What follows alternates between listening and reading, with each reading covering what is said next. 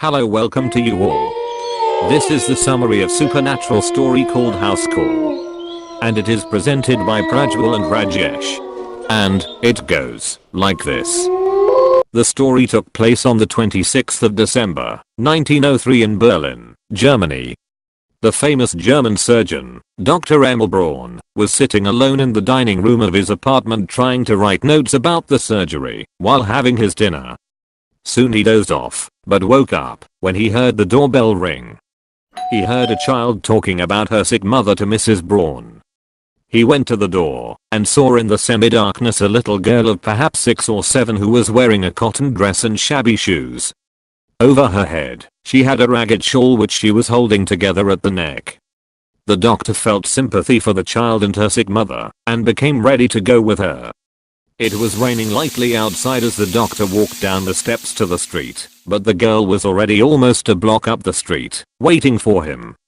She walked too fast, however, stopping only for a moment at each corner to make sure he saw where she was going. The girl led the doctor through the poorest part of Berlin, the section of the city around the hospital, where Dr. Braun was head surgeon. Finally they reached an old tenement house where the girl's mother was living. The doctor climbed upstairs up to the 5th story. As the doctor entered the room, he heard the door close softly behind him. The woman was lying in the bed. The doctor recognized her as a person who had one time worked as the maintenance staff at the hospital. She was suffering from pneumonia. When the doctor talked about the girl, daughter of the woman, Elder said that her daughter, Adele, had died of the flu in September, just 3 days after her 7th birthday. The doctor was surprised. The little girl was not there. Elder told that she had kept Heide's shoes and shawl to remind her of Heide. The doctor got up and looked. He saw the same ragged shawl on a hook and a pair of shabby shoes on the floor. As he looked closely, he found them wet. Elder said that she had been thinking about him earlier that night, hoping and praying for him.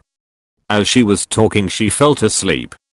Then, touching her feverish head once more, he took his black bag, stepped out into the dark hallway, and closed the door.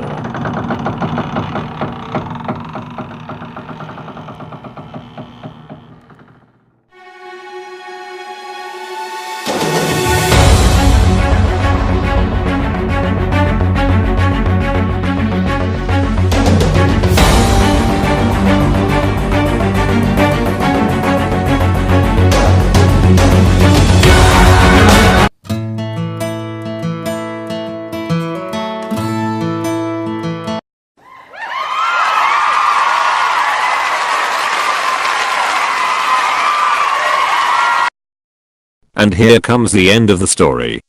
Thank you, dear listener, respected sir and other, for watching our video. Hoped you enjoyed a lot.